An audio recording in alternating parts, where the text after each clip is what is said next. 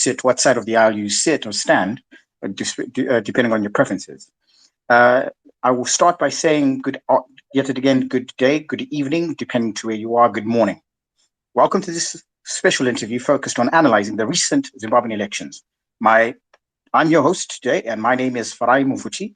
I'm honored to be joined by Professor Jonathan Moyo, who has served in the Zimbabwean government as Minister of Higher Education from 2015 to 2017.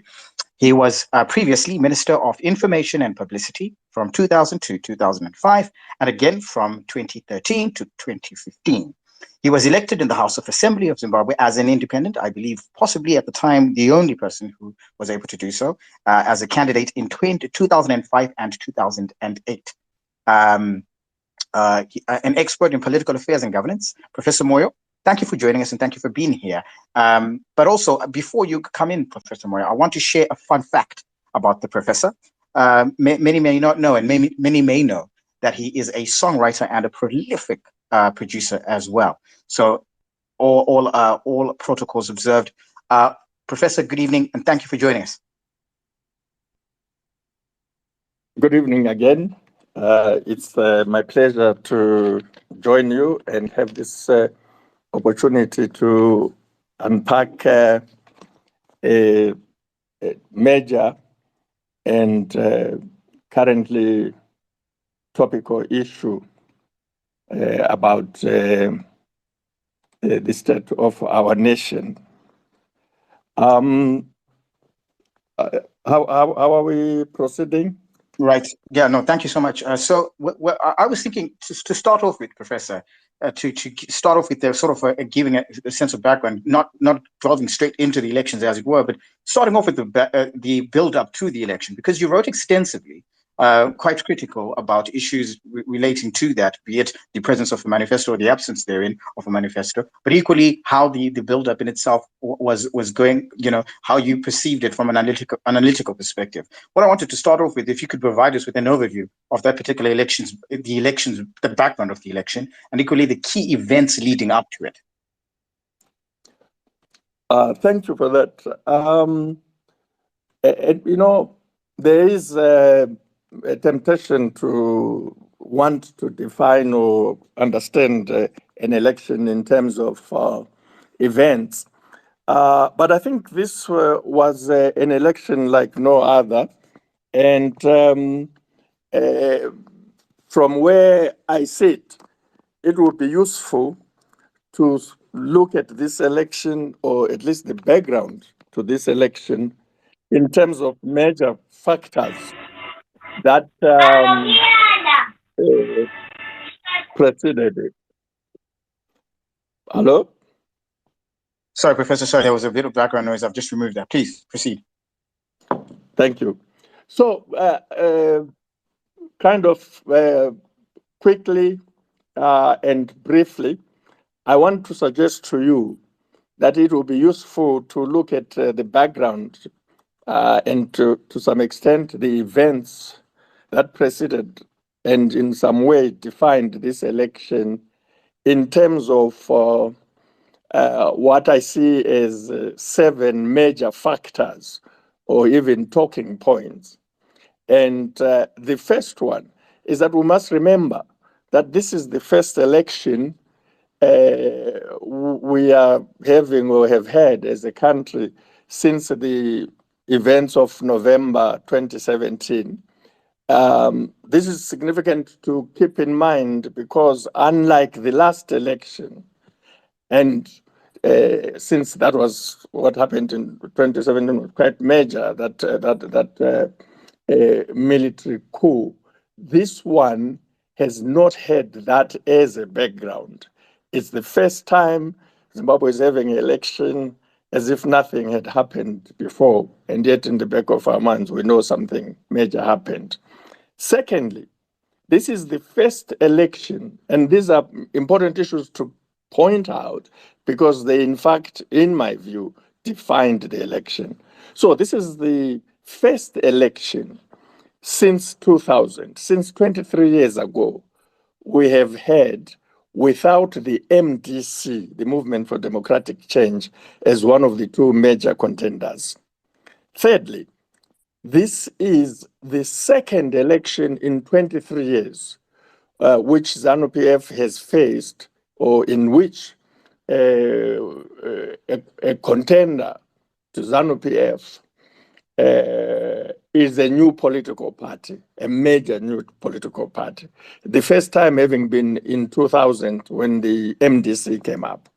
Now, this time, in fact, quite interestingly, you will recall that the MDC participated for the first time in the 2000 election, having been formed a year earlier or slightly under a year earlier in September 1999. And the question would be, imagine what the structural issues and the political dynamics were in the year 2000. Like that time, this time, ZANU-PF has faced a new opposition party in this election, which was formed slightly over a year before the election.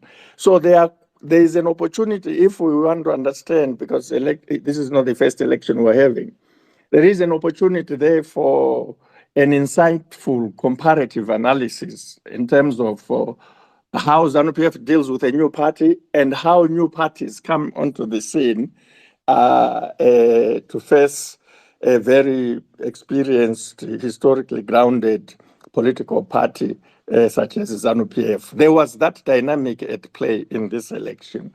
Fourthly, this is the first election since 1980 in which election manifestos did not feature prominently, if at all. And this is very important because we had gotten, or at least as a nation, we had gotten accustomed to defining, or at least to being assisted to define the issues of the election through the manifestos, the election manifestos of the major contenders. This was not it. I know some political parties will say, but we ended up having a manifesto. Well, it was a perfunctory manifesto. It had nothing to do with the election. It was a response to an outcry in the public domain that you don't have a manifesto. And then we saw a manifesto from one or two political parties.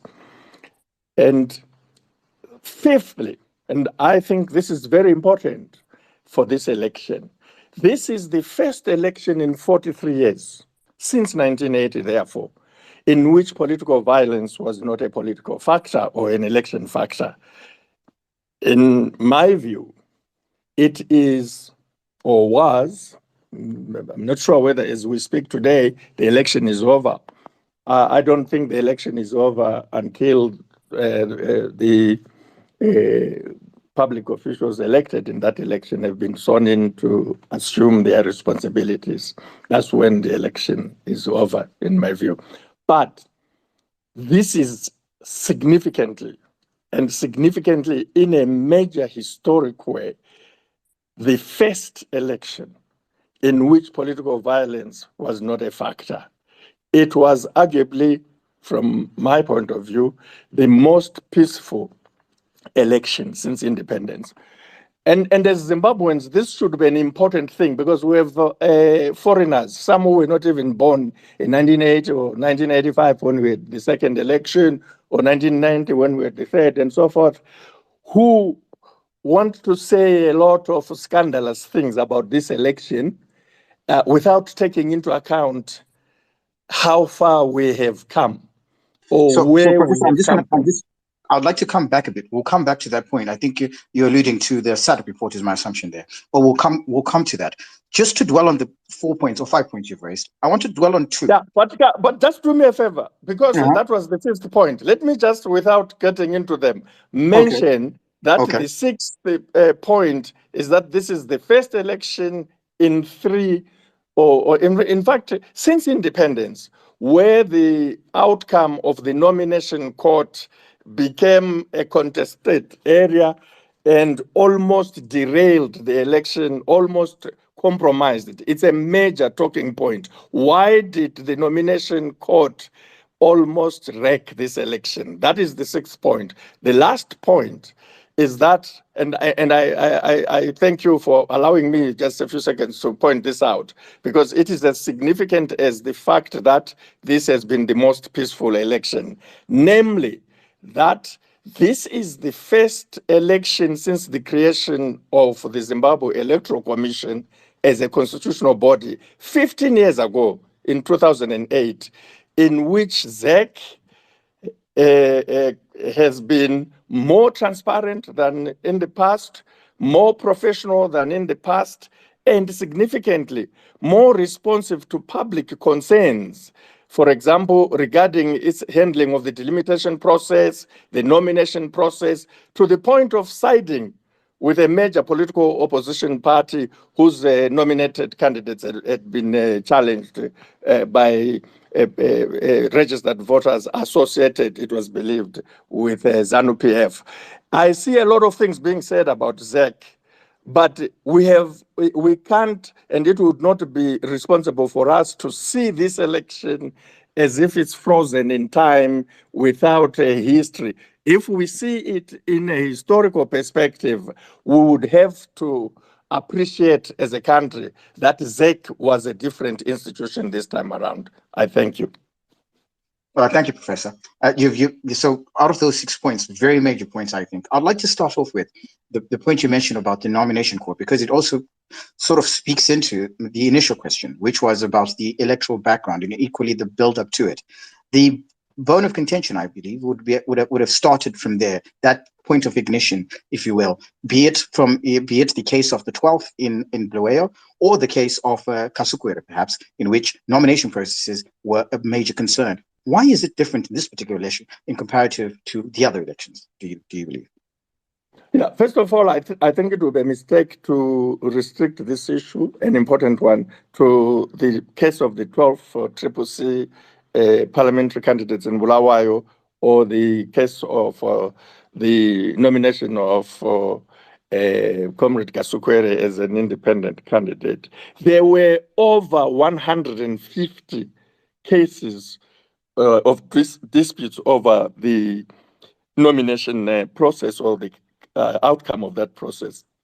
Well, I think that this is problematic because it affects the very issue that was one of the two major grievances of our liberation struggle, namely the right to vote. The fact that we are 43 years after independence, regulating the right to vote, which is the right that entitles Zimbabwean citizens to vote or to be voted for, to seek election in any public office created by the Constitution or any other law. I think we need a conversation as a country that really, do we want to regulate this right, the right to vote, whose clarion call was one man, one vote, one person, one vote, to the extent we are doing?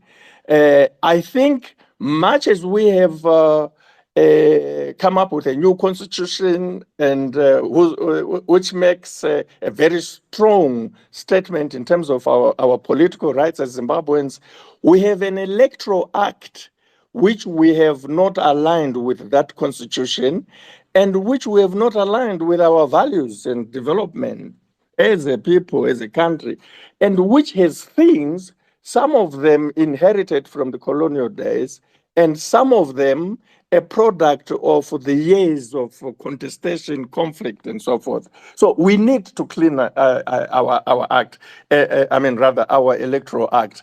And the nomination court disputes highlighted that need and the urgency thereof.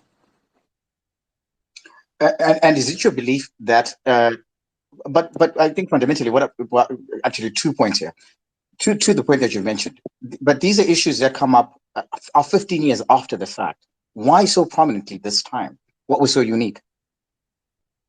Well, I don't think that Well, I almost said I don't think that's a fair question, but I guess when something happens and it is happening for the first time, it has not happened before, surely we can't ignore it. The question arises, so why now? And it's interesting that you put that question the way you do, because this also is one election which created an outcry over exorbitant nomination fees. And I think legitimately so. I know, for example, that one of the reasons why the results turned out the way they did, certainly I would like to claim that one of the reasons why in Mat North, for example, we ended up having that outcome, it's because the usual participants in the election who would have diluted or affected the dynamics of the results in interesting ways could not afford to contest the parliamentary elections. Elections, for example, $1,000 was very high for candidates. And yet, with that high fee, there was this interesting drama that we saw in the nomination court, which comes with your question. I just think that the reason this happened this time round in the manner it happened, and I state this as a proposition, if not a hypothesis that needs to be looked at in greater detail. I think ZEC allowed this to happen. I think ZEC had a different attitude this time, that they didn't want to be accused. They didn't want to suffer frivolous allegations to say you have closed the door. So, and I, on the one hand, I think ZEC allowed this and sort of said, we'll sit back, even though we know that once an election has been proclaimed, a process which is time-bound kicks in. Certain things must be done by certain times, as it were.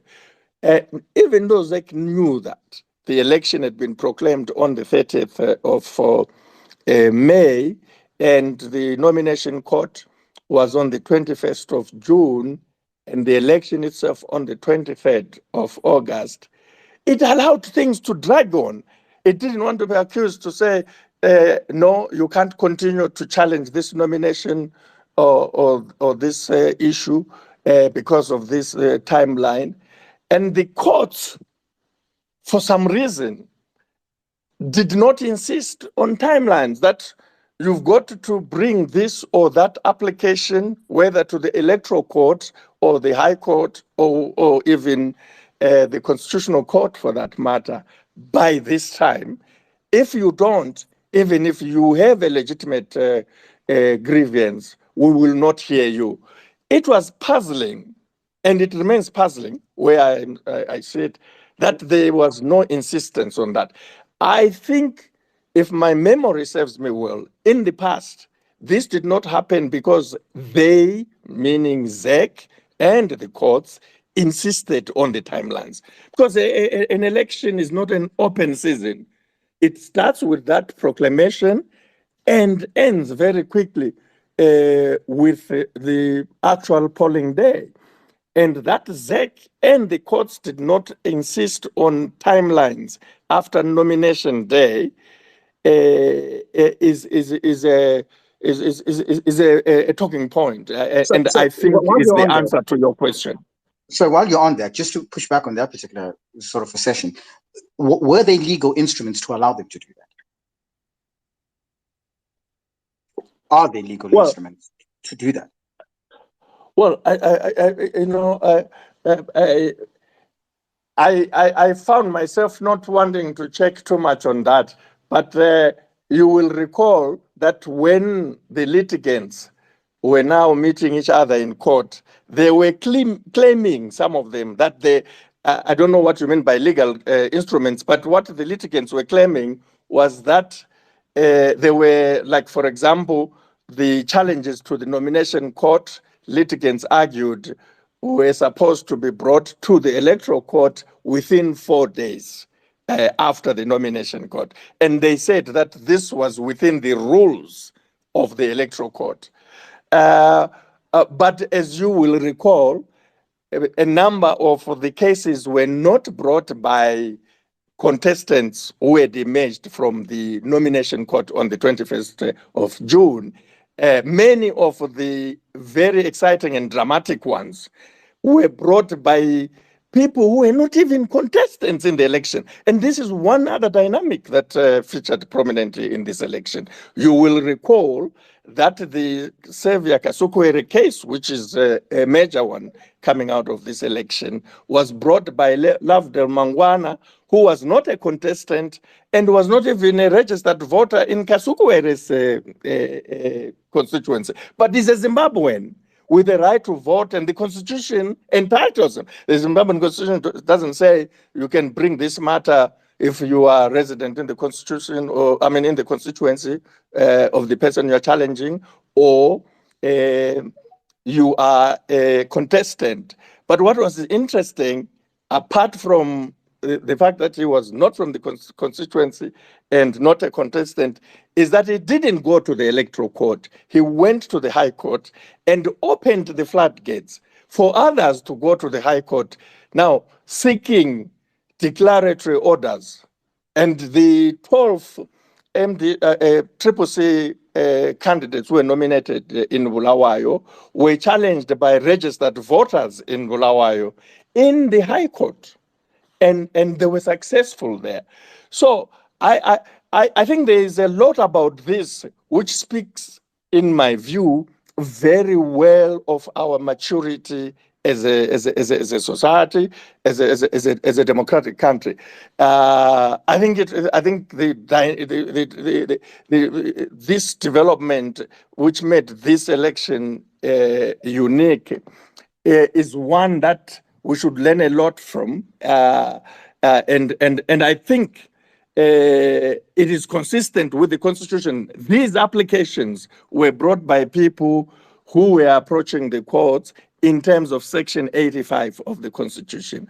And Section 85 of the Constitution is quite innovative, and it leaves the citizens with a sense of empowerment that if there's something wrong, I can approach the courts to enforce a fundamental right. And the right to vote is a fundamental right.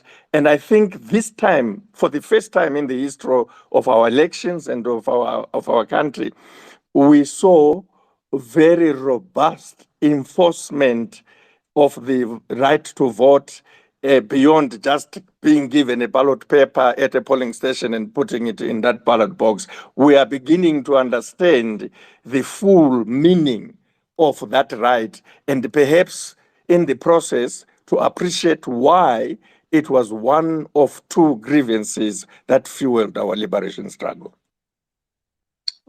Thank you, Professor. So, so I think you point. Yeah, I think you give me a perfect segue here when you're talking about the maturity of the democracy, and equally concluding, as it were, in your definitive perspective, from your definitive perspective, how this then plays into the overall election. I suppose my next question would be focused on that. Within that context, we've gone through that nomination process. There have been bones of contention that have been dealt with that from a legal standpoint. How does that impact the entire campaign process, as it were? Does that speak to the outcome, considering that these contests, these legal contests, as it were playing at the background during a period in which these candidates should be campaigning? Did that impact the particular outcome at all, do you think? I think that's an empirical question which would be unfair to answer in a complete way. Except there are people who would say if a candidate is knocked out by the courts or reinstated, we had a case of two presidential candidates. One was nominated and knocked out of the nomination, and then the other who happened to be the only female candidate, was denied nomination by the nomination court, blocked there, went to the courts, and was brought back. So those dynamics can lead people to say the result would have been different if this one had stayed or if this one had stayed out. I think that stays as a live proposition. But this is a question that requires a substantive investigation from an empirical point of view. However, because, unless we're talking about independent candidates, but because we are a party system, so to speak, in fact, not so to speak, because even the Constitution gives parties the proportional representation based on the performance of their candidates for the National Assembly constituencies. You wouldn't think because some people are in court, therefore the party is dead, is not campaigning. I think the campaigns continued, and I think to some extent the issues that were coming from the courts spilled onto the campaigns. People were talking about this thing, and because this is the first election, I think, arguably, where the rallies featured prominently. In past elections, from an analytical point of view, we used to say, well, rallies are they're okay, but they are not the most important thing to do. And we came up with cliches that a rally is not a structure, blah, blah, blah. And yet the rally featured prominently as the campaign strategy of choice. And people ended up, political parties that is, ended up investing a lot in rallies. And the talking points were not only about what is going on in the courts, but what was the size of the rally, how did people get there, the rally, did they walk there, did they, were they bussed there, and so forth. And there was in the back of all this background, that is the lingering question as to how this would translate into votes. Because we know not everyone who attends a rally is a registered voter, or even a Zimbabwean, for that matter. And you can't connect, we haven't seen empirical studies in our elections connecting rally attendance with polling day success. And I think it still remains the case, even though clearly the rally emerged as a major campaigning strategy. And this was quite surprising, because in the past we understood that the rallies would be useful for channeling information and putting across the message. But in the digital age, where people have many more options, not only through the media, the conventional media, but digital platforms, it was surprising that suddenly the rally seemed to be trumping these new methods of campaigning. I mean, strangely enough, you mentioned that, because one of the things that I found quite ironic was that you had a huge register turnout in terms of the registration process. You registered up to about 6 million, but only for the turnout to be equally lower. I think sitting at about 4 million and above. And I'm thinking, how is that connected equally with one, the sex propensity, and equally their work towards registering voters, and then the contrast of the voting turnout? Would you, based on you just giving me your analysis here, of course, I'm sure there's no empirical study to evidence this, but was there any connection or a corroboration between the, if you want to call them shenanigans, be it legal or whatsoever, that were playing in the run-up to the election? Did that have a role at all as far as the voter turnout? Or would we then say maybe subsequently it was we could question whether the delays in certain spheres at polling stations impacted the entirety of the turnout? Well, I think it's good that you preface this question by acknowledging that it's an empirical one, and we would have to do and await empirical studies. But at the beginning, around the beginning of the election, I postulated that, in my view, and I know that a lot of compatriots get mad over this postulation. But in my view, and I feel stronger about it now than I did when I initially stated it just about when the proclamation was made at the end of May. In my view, one of the major issues, factors defining this election, which I excluded from the 7 that I shared with you, but which is now invited by the point you just made, is that unlike all previous elections, this is the one election where ZANU-PF, having been as the not only governing party, but one that has been governing since 1980, and therefore has experienced all these elections. And I started myself studying elections with Professor Masipula Stola in 1985, when I was still a student. When I look at the stuff that we have seen, and starting from May, as we were getting ready for the election, it was very clear to me, not as an electoral or election participant, but as a student of electoral politics or elections, as it were, that for the first time, ZANU-PF did not face an organized opposition. That from a structural point of view, the opposition that ZANU-PF faced in 2023 compared to the one it faced in 2018, 2013, 2008, 2005, 2002, 2000, 1995 or 6, 1990, 1985, it was the weakest, structurally and objectively speaking. And I'm setting myself to write a proper refereed article on this, because this was telling.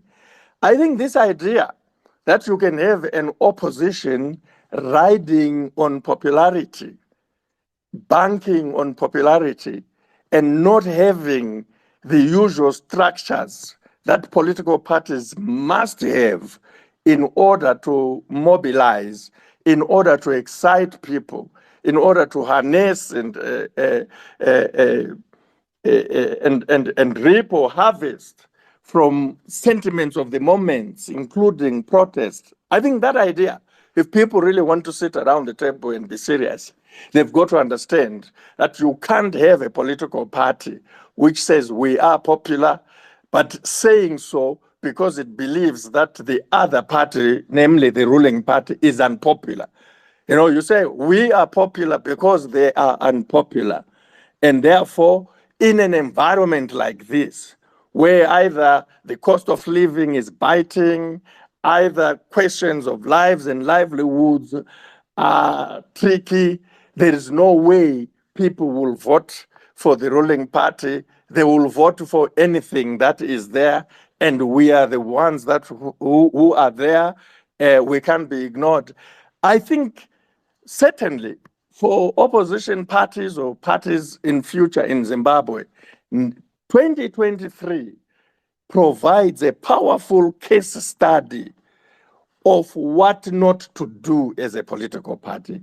In my view, this was apparent even before the elections start. Now, if you look at election studies elsewhere in terms of comparative analysis, it is established a common feature of elections with a lower vote turnout, that in environments where there may be pressing issues of the day, especially around the economy, and where you rationally or reasonably expect voters to be angry, They will not turn out on vote day or polling day if they don't believe that there is a practical, a realistic alternative that will change the situation or can defeat the incumbent. They will vote with their feet and stay at home. There is an amazing feeling on the part of many politicians that if they imagine or believe or think that the incumbent is unpopular, and the unpopularity of the incumbent is rooted in the economic problems of the day, then the voters, let us say, will come out on voting day in their large numbers to vote for the opposition. No, it's actually the opposite. Environments like that tend to get people to say, why should I waste my time? And nothing will change. So let me stay. Or I'm better with the devil I know than this other devil who is surrounded by lots of questions, no structure, no constitution. And one of the things that was puzzling in this election, and we've got to talk about it, it was puzzling, one, clearly the opposition, the major opposition, decided that it will focus on the presidential election.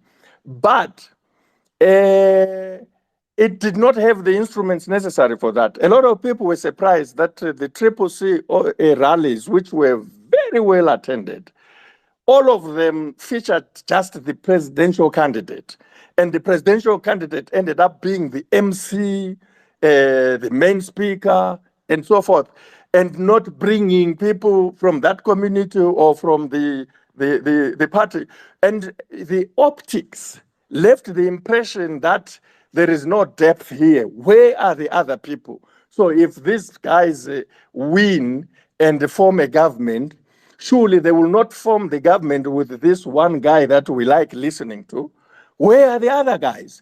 And this question was asked in general terms, where is everybody else? But it was also asked in specific terms. Where is Tendai Biti? Where is Welshman Ngube? Where is Maikore? Where are these other MDC stalwarts whom we believe have graduated and morphed into the new party? So those questions, sometimes people don't talk about them, especially in Zimbabwe, where the media doesn't really tackle the election issues openly and robustly and so forth, But just because the media does not ask the questions, the voters will ask. The digital platforms make it possible for a lot of people to see clips of videos of rallies, and they would see this. One stark difference between Triple C rallies that we saw and ZANU-PF rallies is that ZANU-PF rallies had lots of people, but they would be addressed by various people. They were not addressed by the president and first secretary of ZANU-PF alone, and he did not become the MC of these rallies and so forth. So they gave the impression of a community of leaders. I looked at the White City Stadium rally of Triple C, and I could not understand why the community leaders from that part of our country were not there. I could not understand why even Professor Welshman Ngube was not there. So there were these kinds of dynamics which could have affected the low turnout, which could have made people to reach conclusions well before the elections. So the voters roll shows 6 million plus registered voters, but on voting day, you have 2 million saying, what for? And lastly, when you have a low turnout, you bet your last cent, it favors the incumbent. There are no elections with a low turnout in terms of comparing the eligible voters and those who show up on the day. And then you have a new kid on the block sweeping out away the veterans. It never happens. Check all the elections that have happened in Zambia, in Malawi, and in Kenya, and in Ghana. These are the 4 countries that give interesting analysis. The elections that have been so-called political tsunamis have had huge turnout, huge. You can't, and this is one thing that politicians in Zimbabwe should understand, especially the opposition politicians. They have to be realistic. You cannot expect members and supporters of the other party to vote for you. You've got to bring your own voters and put them on the voters' roll. You cannot say, I'm going to win on the basis of your rallies, but meanwhile, you don't have the structural means of putting those people. You can't prove that you have put the voters. Look at what they did, these political parties, during the voter registration. Look at it. Look at the numbers that came up of new registered voters. You will, in my opinion, have to settle on the fact that you had traditional voters there, and these traditional voters are ZANU-PF voters. And for an opposition politician to expect ZANU-PF voters to vote for them, they've got to have an earthquake or something unusual to happen for them to do that. And I think that's why we had the low vote turnout, in my view. So, Professor, thank you. I have a bit of a pushback there, but before I do that, I'm going to do a bit of a, house room, as they say. This is our debut sort of space. So actually, would be finding the local language, as it were, when it comes to Twitter. But welcome to the Southern African Times for those that are joining us. We are here speaking to Professor Jonathan Moyo, and his history, as I said earlier. He is a former cabinet minister and an expert in electoral processes. And that's why, given the backdrop of the Zimbabwean elections, we have invited him to have a discussion about a number of concerns and challenges that perhaps are in the national discourse and equally international discourse as it pertains to Zimbabwean elections. But what we'll quickly do as well is that as the Southern African Times, we equally have to pay our bills. So we just want to quickly mention that we are, as part of a campaign, if you're in the UK, we are being supported by Ethiopian Airlines. And as part of its strategic expansion plan, Ethiopian Airlines, a prominent member of Star Alliance, is set to inaugurate operations from London Gatwick, enhancing its UK network and bolstering its global reach. Commencing on Tuesday, November 21st of this year, this new service is poised to provide travelers with enhanced connectivity to Africa, the Far East, and Asia. So if you want to get more details about Ethiopian Airlines' new services, please do check on our what we've tagged just right above, and you can click on that article and read further. Now that we have that out of the way, Professor, my pushback on this is that, yes, you're right. I mean, I suppose historically, even looking at political scientific academia study, you can actually see that not a lot of parties, given the experiences that you've just alluded to, are actually able to take out the incumbent. But in this particular instance, if you look at the numbers of 2018, yes, margins were lost, but they were not a large margin. CCC, in as much as it's perhaps it has players who belong to the erstwhile MDC, as it were, and still with that argument of not having structures, we're still able to garner quite a large number, especially at the presidential side of things. 40%, if one is to respect that number, given its first election, I think it would be arguably a success, don't you think? Despite of the fact that they didn't have structures. Yes, it is by no means insignificant, but nowhere near what they certainly were saying they hoped for or expecting, and not better than last time. Last time, the difference was much smaller. It was closer to the 50+1. It was 50%, 50.8 or something like that. But this time it was 52.46, something like that.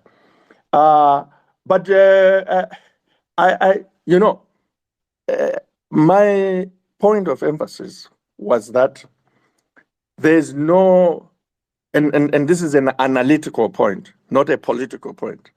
There is no change election where the voter turnout is low. None. A change election is instantly characterized by a huge voter turnout. And a change election is commonly preceded by a huge voter registration, huge numbers of new voters coming onto the voters' roll. And I think this is an important point, because you have people expecting to win from traditional voters who are not their members or supporters. I mean, why would anyone in the context of Zimbabwe expect the rural voters to vote for them en masse and desert ZANU-PF just like that? And they would measure that prospect by the huge rallies that they have. For me, it is an irrational expectation that the strong base of the incumbent should yield the votes for you when we have not done anything about the voters. But Professor, they would equally argue that given equal access, that's what they argue, that they don't have access to that particular rural voter. Of course, we haven't seen the evidence of that. But riding on that assumption, that they were given equal access as ZANU-PF has to that same similar constituent, would they not have a better chance? Well, listen, we are not talking about religion here. We are talking about politics. The idea that you want me to open my home to you so that you can come and start picking and choosing things that are in my refrigerator is not a persuasive proposition. No, but that's I think politics. Access. It is because what kind of access are you talking about?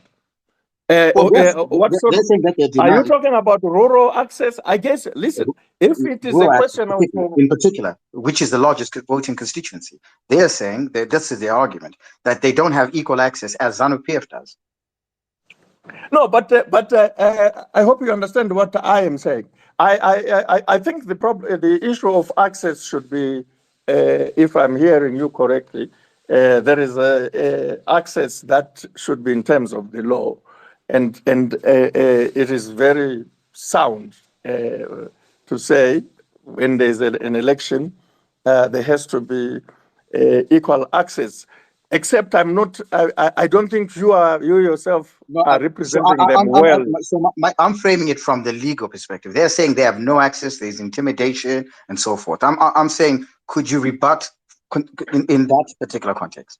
Well, in terms of Zimbabwe's experience, we have witnessed, as we did, an election which was won by the opposition in terms of the parliament.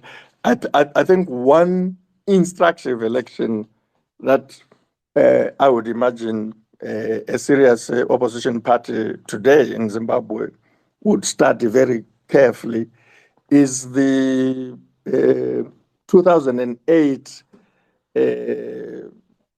first round of the harmonized general election. In fact, the first harmonized general election in Zimbabwe, which was held on the 29th of March. Its conditions in terms of the environment, the political environment, were similar to the ones that characterized this one, more or less. And the opposition for the first time won the control. They got the majority in parliament. So why not learn and insist or even do the things that were done then? I'm not talking about what subsequently happened after the stalemate around the presidential election, leading to the runoff and producing the worst violence that we had seen in years. I'm talking about the actual first round that was held on the 29th of March.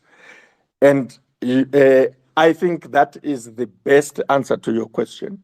I think what was done then, what happened then, wasn't done in this particular election. And what is that in specifically? Well, I don't want to now become the No, but by no consultant. means. By no I means. don't. I think it's enough to say we have Yeah. empirical. People can make a theoretical argument and say, "Oh, we've never had access and so forth," and I would then say the proposition would hold if we have no prior example of a success case. But if we have a prior example of a success case, it behooves those who are raising the issues that you're talking about to look at that success case and see whether this time round they did those things. I put it to you, no, they didn't. I further put it to you that the conditions that obtained in the election this year, the one election that I'm very comfortable in saying it was the most peaceful and it was non-violent. Political violence was not part of the feature, a major feature of the election.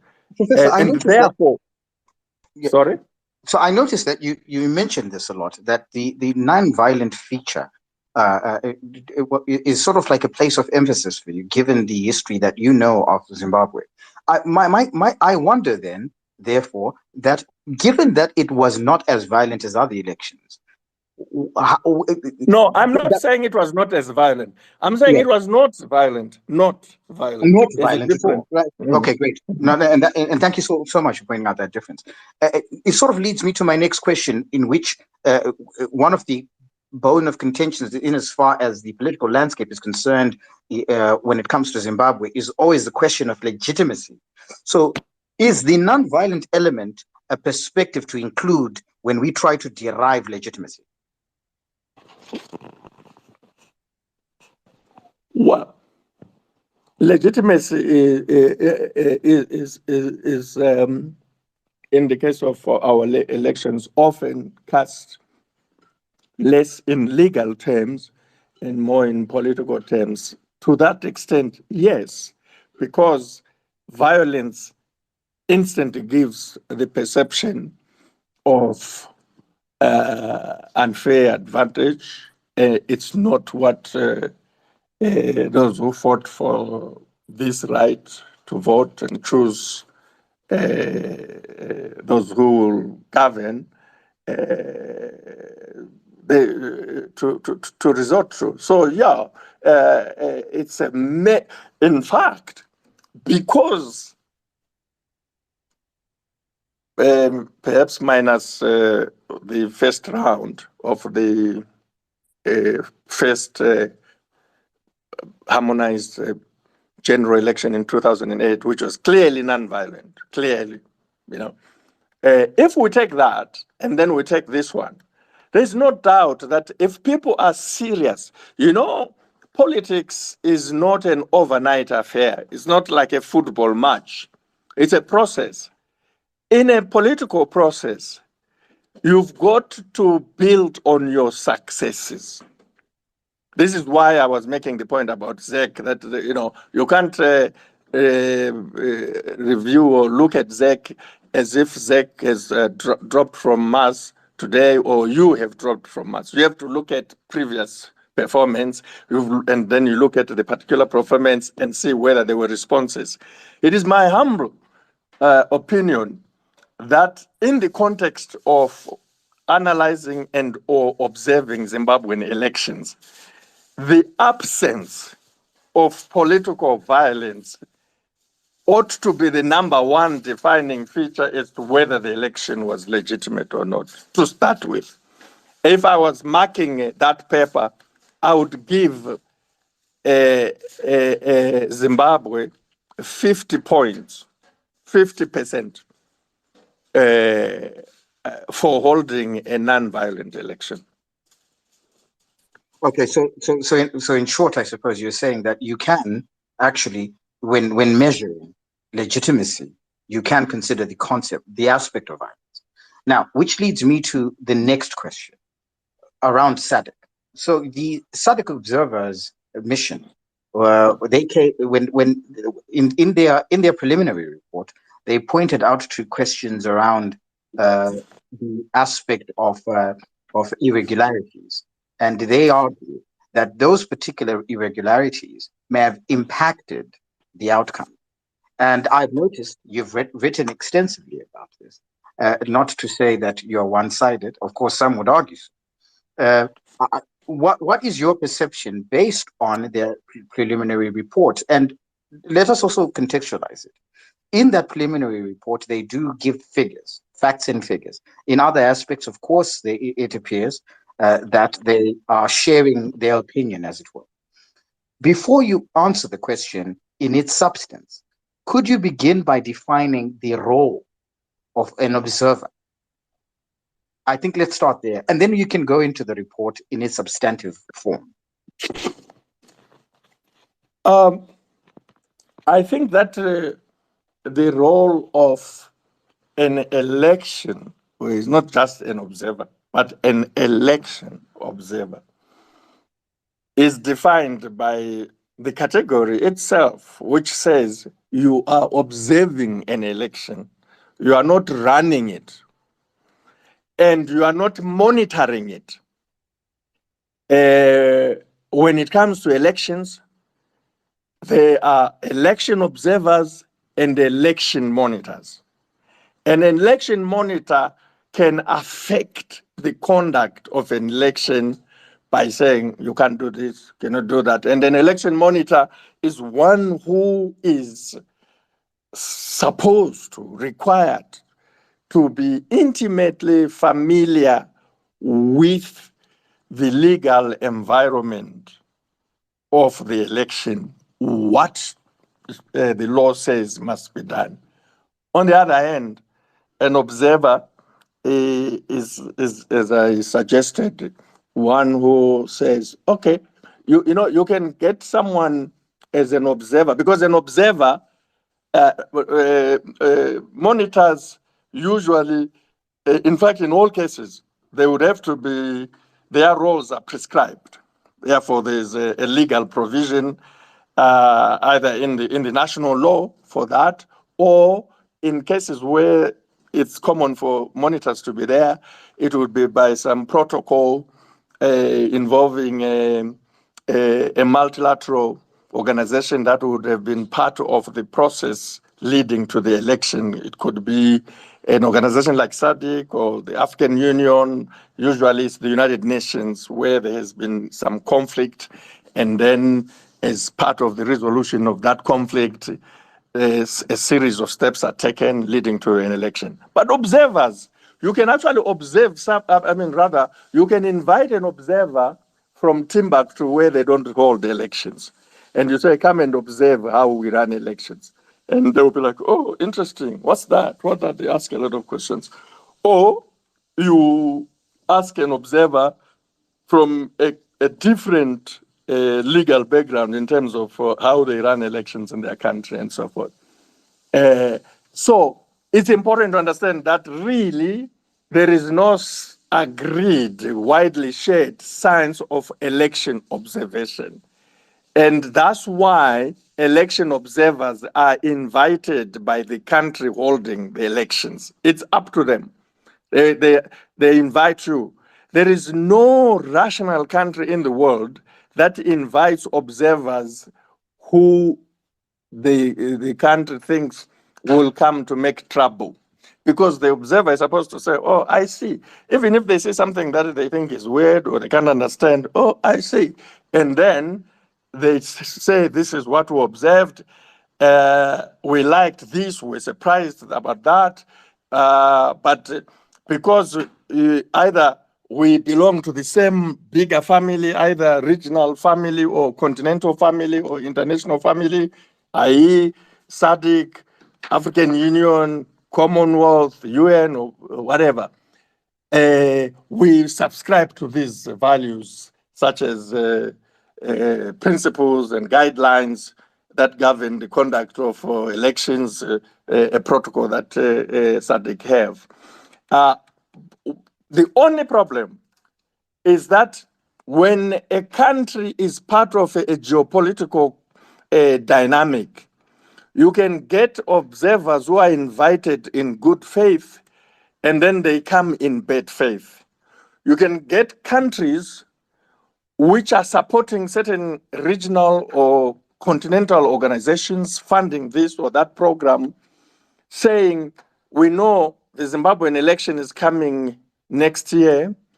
You know, Zimbabwe has this problem or that problem. You get countries which have themselves done the unthinkable by using their national legislatures to make laws against Zimbabwe in violation of international law and things like that. Those countries, they use proxies. They go to organizations like SADC and say, if we take our observers there and then they come and say, oh, Zimbabwe, you're running your elections like this, Zimbabwe will, or even friends of Zimbabwe, will not listen. They will say, what do you expect from a country that has Zidera, for example?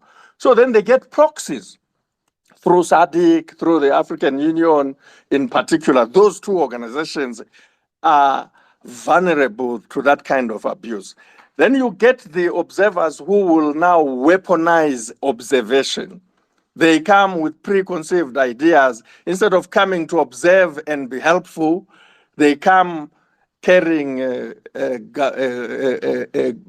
gallons of petrol to fuel in whatever liquefier they find there in order to blow the whole thing out of proportion. I'm afraid in the case of the preliminary statement of the SADC Election Observation Commission, or mission rather, we have an unprecedented situation. And to make a long story short, the unprecedented situation translates into two problematic things. In the first place, on the one hand, you get a mission like the SADC coming and immediately violating its name. Its name is observation.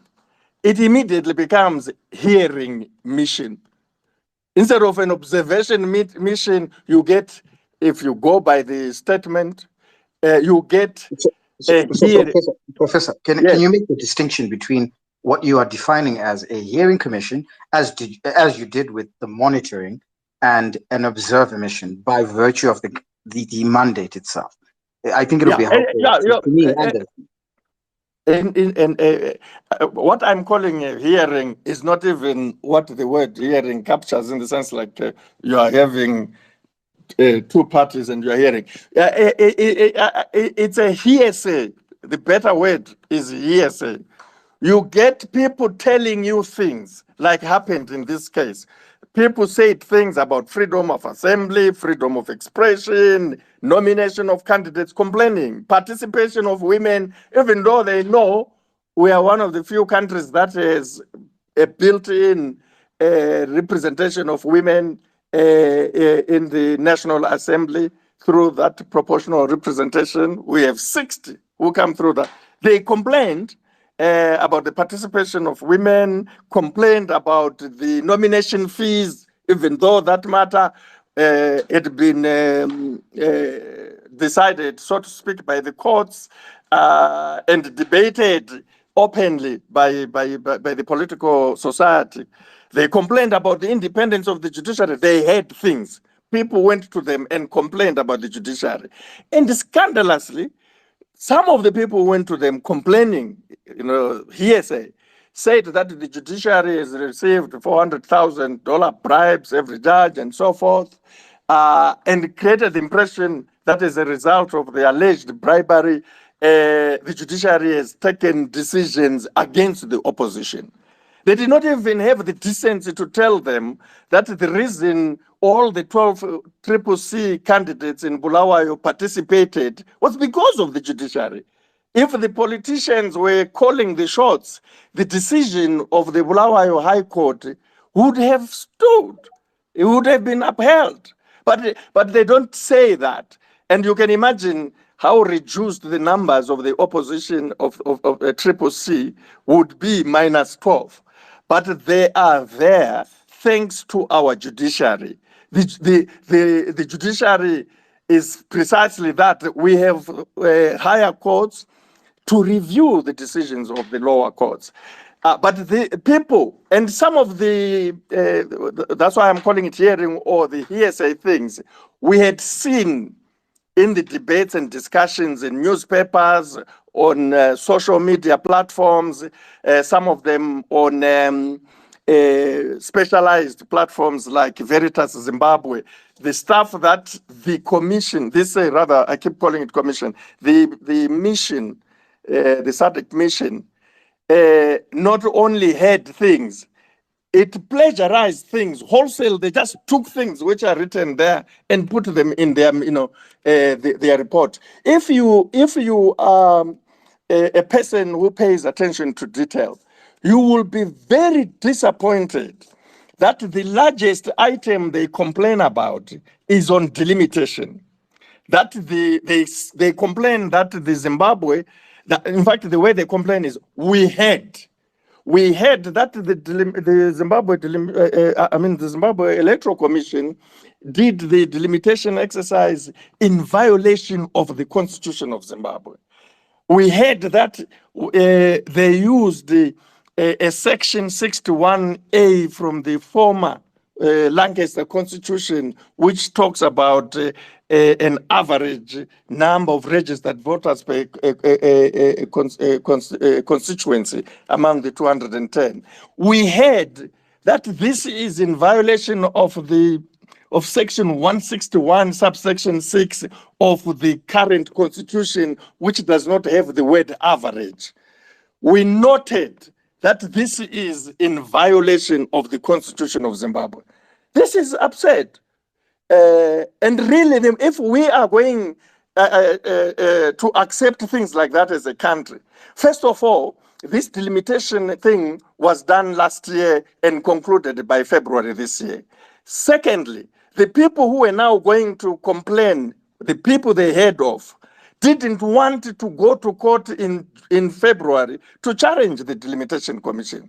They said, it's Douglas Monzora stuff. We are not going to join him. He's the only one who challenged. But he was mocked for doing that. He was told that if you challenge this and you say they have not done it properly, so ZEC should be ordered to redo it, it will defer or cause the delay of elections. We don't accept that. The Constitution is very clear about when the elections should be held. The same people who are now complaining or allegedly to this commission didn't tell the mission. They didn't tell them that, you know what, we actually we were okay. Not only were we okay about this, we made our position clear, it was public, and we said or noted that even if there are all these arguments about the delimitation exercise, as long as there is no constitution. Apologies about that. Sorry, Professor. Professor, you're going to need to unmute your mic. Sorry. Sorry about that. So I was saying that even though these people who complained, from whom the SADC mission had, were clear about the proper position, they didn't tell the mission. If they told the mission ignored that. But the background as to what happened with the delimitation is public information. There is no constitutional court judgment that it was done unconstitutionally. The only institution in our country that makes the final decision as to what is or is not constitutional is the Constitutional Court. And the SADC mission cannot usurp the constitutional responsibility of the Constitutional Court. It cannot come and say something is unconstitutional when the courts in Zimbabwe have adjudicated, have heard the matter, and have not come up with that pronouncement. That's number one. Number two, the same people who complained told this mission that in terms of section 161, subsection 9 of the Constitution, ZEC has the final word on the final content of the delimitation report after it has subjected it to the scrutiny and debate of Parliament and the public. The Zimbabwe Electoral Commission, in terms of section 161, subsection 9, has the last word. Is it not an insult that some body of observers will come and say, no, this delimitation thing was unconstitutional, when the Constitution says the body that they are complaining about has the final word? I think it's unfair. And it translates to a simple thing. Number one, this mission is an observer mission. It should observe what is happening, report and analyze. It is not a judicial body with the jurisdiction, power, or competence to make judicial pronouncements about what is constitutional, what is illegal. What is constitutional, what is legal is decided in our country as a constitutional democracy only by the courts of the land. That's why people like Chisano said they've not heard any such mission, observer mission, making such kind of observations about the legal framework of a country. It is a fact. They are supposed to apply the laws of Zimbabwe in observing what they observe. They are not supposed to set aside the laws or pronounce and so forth. That's one thing. And finally, the other thing is this. If you read the conclusion of the report, it's very clear what it says. The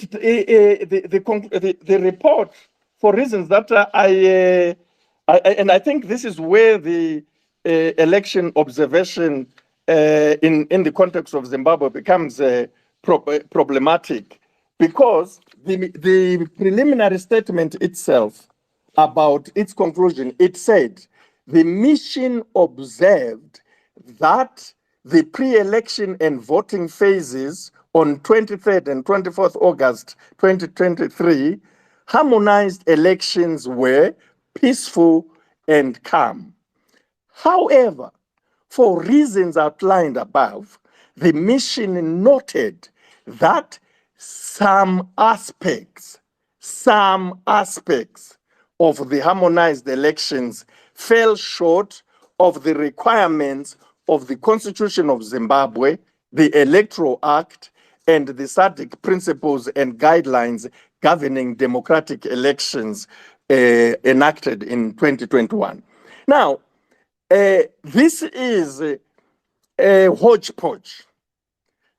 It's unfair for such a report to say we are only talking about some aspects. Some aspects is plural. And in a rational interpretation of some aspects would say at least two. But how many are these?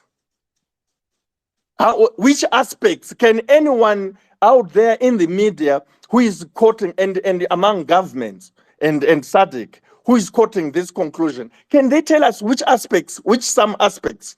Can they give us an exhaustive list of these aspects that are said? But Professor, the media's pushback could be that it is merely a preliminary report, and as a consequence, those aspects perhaps may be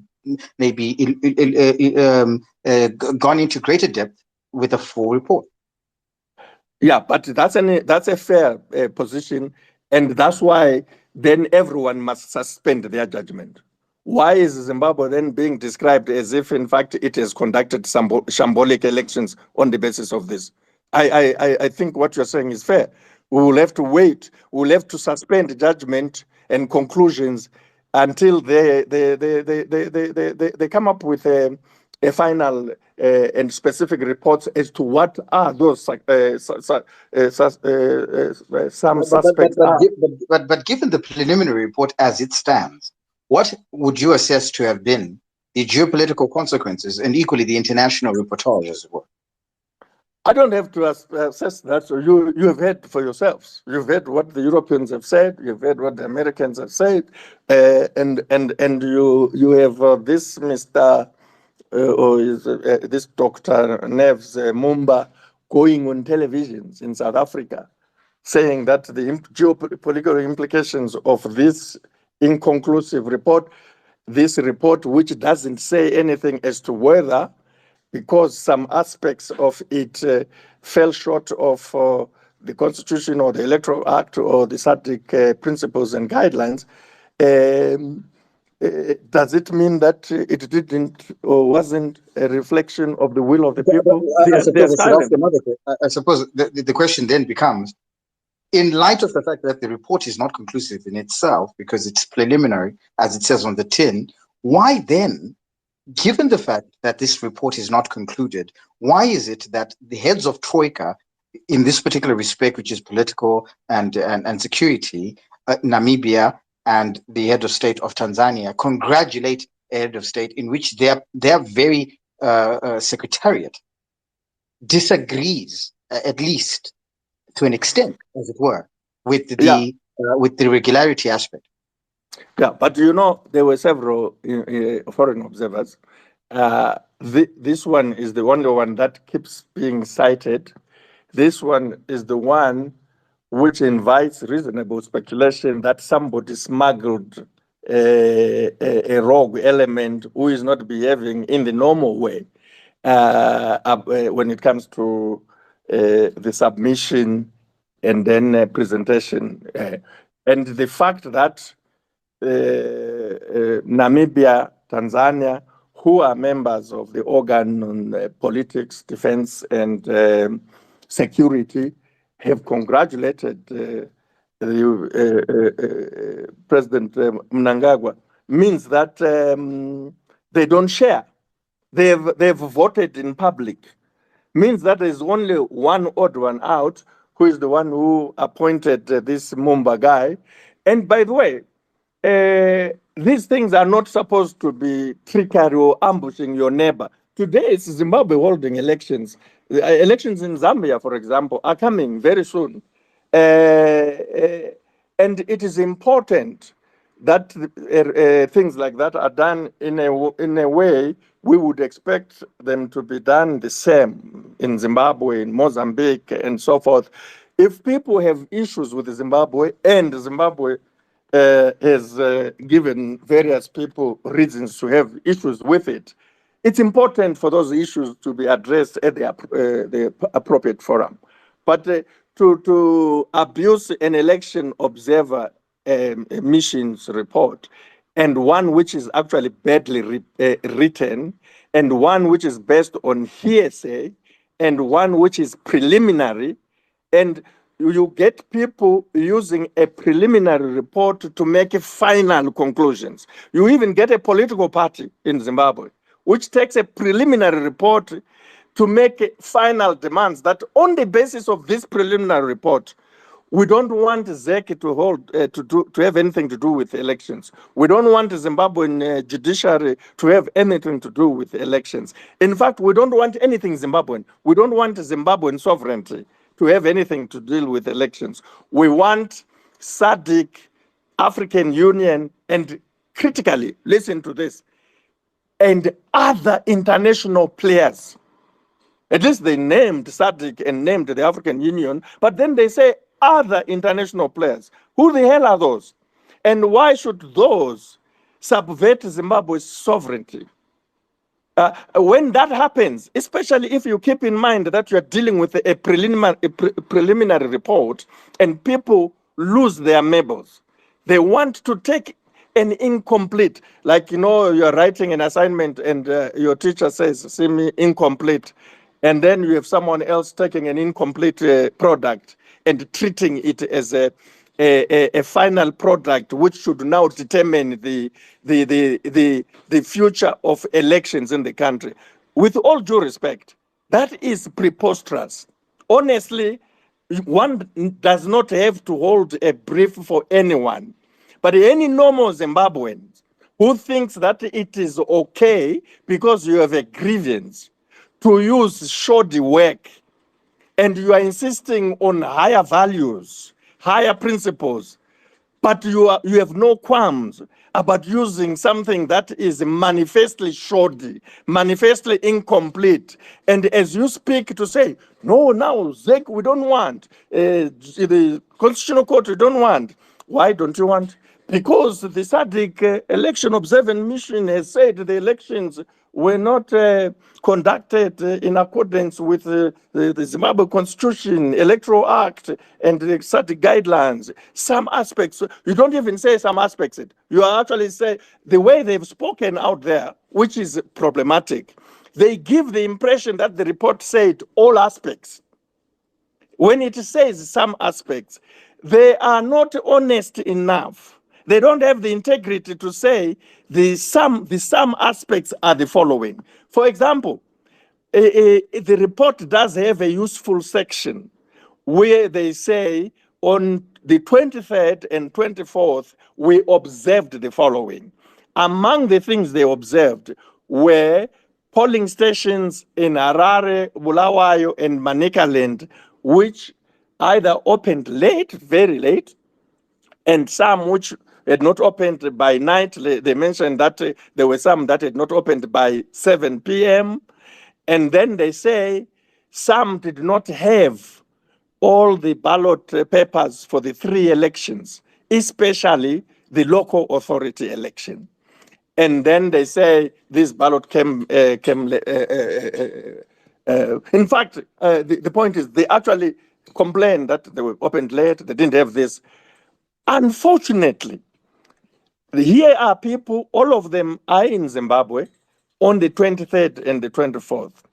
They say these are the problems that happened, but they lack the decency to say, unlike in other countries, unlike in other situations, even to say, unlike in its previous behavior, this time, after an outcry over these things, the Zimbabwe Electoral Commission responded fully and transparently by extending the election day.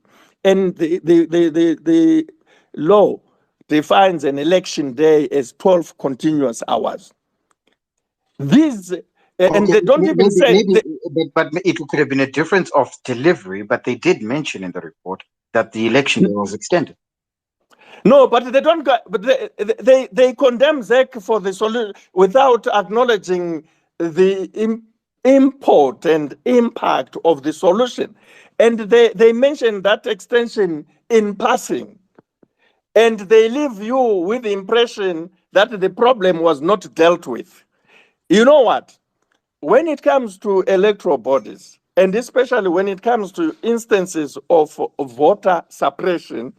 And we have seen those instances play out in jurisdictions, particularly like the United States. In America, voter suppression is as American as apple pie. And they don't, so you complain about it and they do nothing. And they target Black communities mostly. Now, here is this situation. When we had as a country that some polling stations were not opening, and that others were opening without sufficient electoral material, ZEC responded. If what ZEC was doing was voter suppression, they would have left it like that. But they actually responded. And look at how they responded. We complained even about Bulawayo. When the extensions came, Bulawayo was not covered. it was not on the schedule that came with the proclamation that extended the polling day by another 12 hours in the affected. Point one, Bulawayo wasn't. Which means the problems in Bulawayo were solved on the day, and we did not hear any political party complaining that Bulawayo didn't get the problem resolved. Up to today, no one has complained about it. That's Bulawayo. Harare had only 8 wards. The majority of the wards that were affected were in Manicaland. Now, tell me, who claims Manicaland as their political stronghold? Historically and numerically, no one. Well, I don't think that's a fair question, because sorry, that's not a fair answer you are giving me, to say no one. Well, you could say the opposition, but it is swung a lot. No, I wouldn't say the opposition. Look, that is one of most provinces that have strong rural communities have been traditionally ZANU-PF. The opposition just won it once. That province is a ZANU-PF province, Manicaland. And I don't think you need to be a rocket scientist to conclude like that. Look at the results in the last 3 elections. Who won that province? There was that time in 2008, but in 2008, many provinces were swept by the opposition. With respect, Professor, even when they lost, they argued intimidation. No, but listen, I don't have a Bambazwonke approach. I don't think that because you are making a point in this case, this point applies in the other case.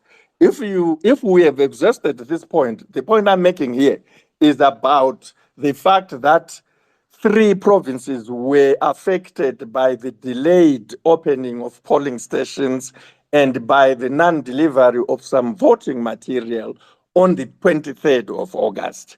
And that's the point. That is the only point I'm making. Now, if we want to make other points, we can go there.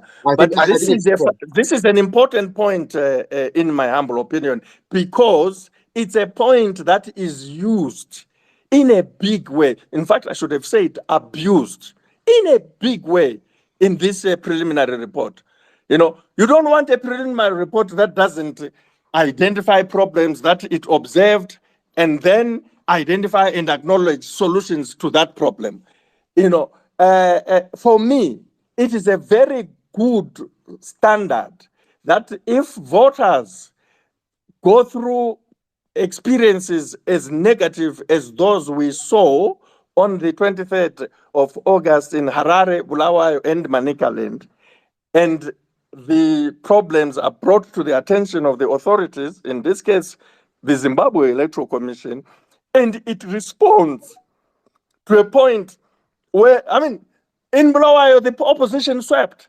Are people telling us that if you win everything, even where there was a problem and then the problem was either solved or not solved, as long as you win, the problem goes away? I think that is not what some of us want to see, and certainly we are not coming from that perspective. So Professor, I don't define a solution to the problem in terms of who wins where there was that problem. I define it in terms of whether there was sufficient and adequate response to the identified problem. And I want to say, from a professional point of view, the delayed opening and the absence or insufficiency of voting material was attended to. Thank you, Professor. Now, Professor, what I want to do is I want to do 2 things. Firstly, I want to round up this segment, given the time factor. I know that we're going to overstretch slightly, but I equally wanted to give the audience an opportunity to question you. So what I'll do is the questions, my team is carefully curating these questions. So for those that have sent in their questions, please raise your hand, and then we will begin a process of, and we'll keep it very short. So if you come up and you are asking a question, make it a question. If you have a comment, rather comment in the comment section and rather not come up and, present your comment.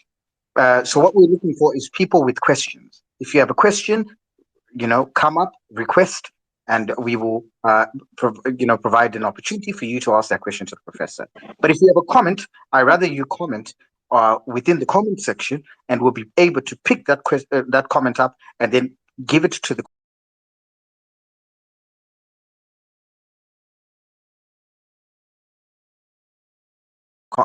professor, and then the professor can provide an analysis based on your sessions, as it were. Now, Professor, my final question is really based on that particular SADC report that you have in an exhaustive fashion, if you'll allow me to put it to us. What, firstly, the definition of it, equally creating a sense of what the mandate was, and then creating a narrative, or rather giving us the view from yourself what the mandate was and how they contradicted that mandate. So the dichotomy therein. Now, my question is this: what is the ultimate? What is, given the current environment? The overall outcome is that a number of media houses are excluding ourselves, because we like facts, we appreciate a good debate. A number of media houses have been running with the theme that this report, you'd almost imagine that it's final.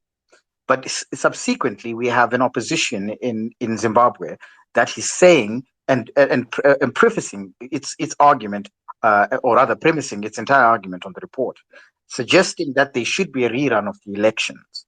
What are your thoughts around that, especially granted the fact that the government has already gazetted who is going to be promulgated to these offices of governance, and equally in parliamentary terms?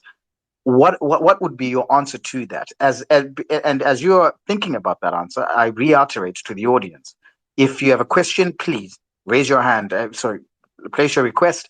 If you have a comment, I strongly recommend that you put your comment in the comment section and tag us or hashtag us, and we'll pick it up and we'll give it to the professor, because we will not be tolerant to any comments. What we want is questions. So the space is now open for questions as the professor provides his answer. Over to you, Professor Jonathan Moyo. In my humble opinion, the gazetting